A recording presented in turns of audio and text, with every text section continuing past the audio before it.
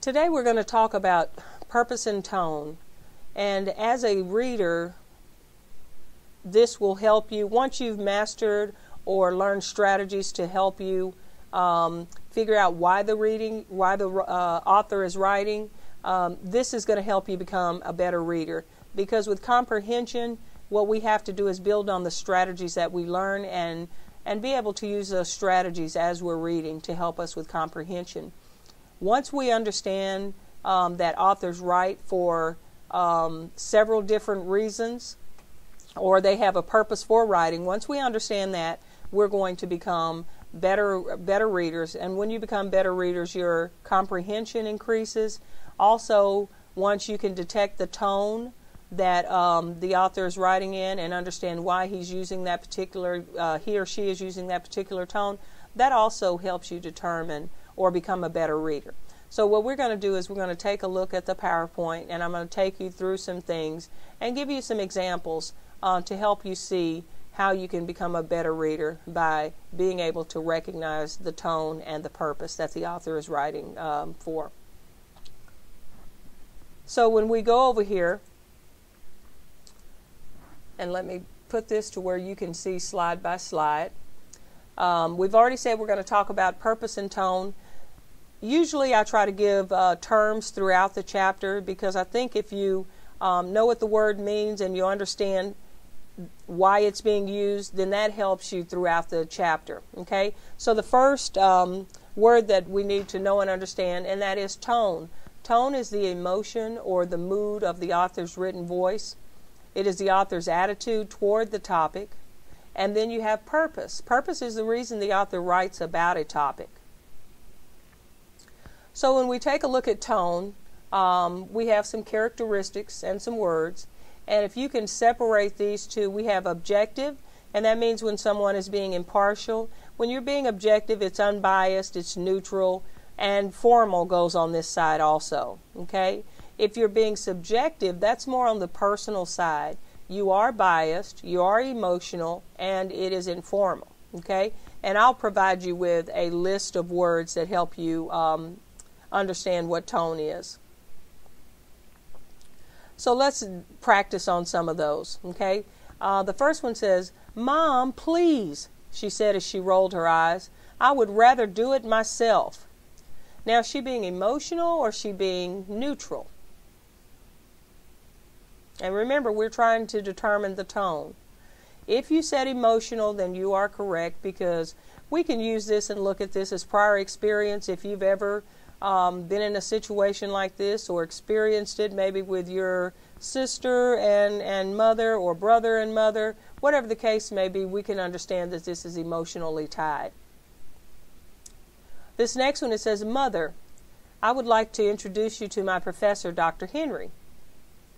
Now, which do you think it's being? Is it formal or is it informal? Remember, we said on the objective side, that's where the formal comes in, okay?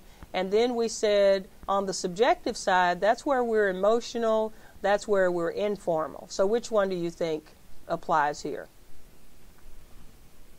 If you said formal, you are correct. She's saying mother, and she's trying to be professional or on the professional level, because she is introducing her to her professor, okay? "Mom, I'm having a terrible time. Could you please come over?" Now, in this case, the tone, is she giving her facts? Is she giving her details from experience? Which one do you think would fit this tone? And B would be the correct answer. This one says, "My mother's name is Greta Powell, and she was born in 1933. Now, is it objective or subjective? Remember, we said objective is going to be on the side where it's formal. Subjective is going to be the side emotional and informal. So which one do you think? Objective. Okay? Now, as far as purpose, this is what we discussed earlier, why the writer is writing. And I know students say this all the time. Why do we have to read this? Why is he writing this? Well, these that we're going to go over right now, this is going to help you determine why writers write what they write, and then it is our job as a reader to determine what their purpose is. The first purpose is to inform the reader about the topic. Here's an example. A healthy diet includes several daily servings from each of the major food groups. So this one, they're writing to give us information about our diet. The next one, it says to persuade the reader to agree with his or her view on the topic. So in this case, they're writing to get us to do something, to agree with them. And here's an example of that one. Required physical education classes should be part of public school education from elementary through high school. So they're trying to persuade us to take physical education classes.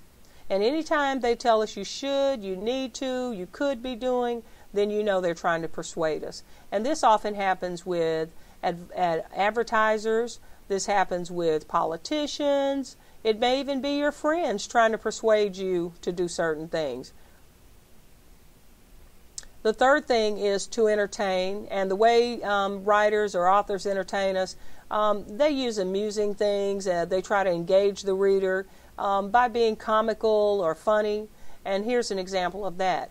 If clothes say much about a person, a woman risking life and limb to wear 6-inch heels to the office must be screaming something about herself. So they're poking fun at women who wear 6-inch heels to the office because they're going to be walking all day, and so they're just kind of poking fun at this particular woman, or women in general. So take a look at these three things and see if you can determine the purpose of this particular sentence. And I'll read through them. The first one says, the National Hurricane Center predicts a record number of hurricanes in the upcoming months. The next one says, age is strictly a case of mind over matter. If you don't mind, it doesn't matter. And then the third one says, rely on Dentifresh toothpaste to stop bad breath, just as millions of others have.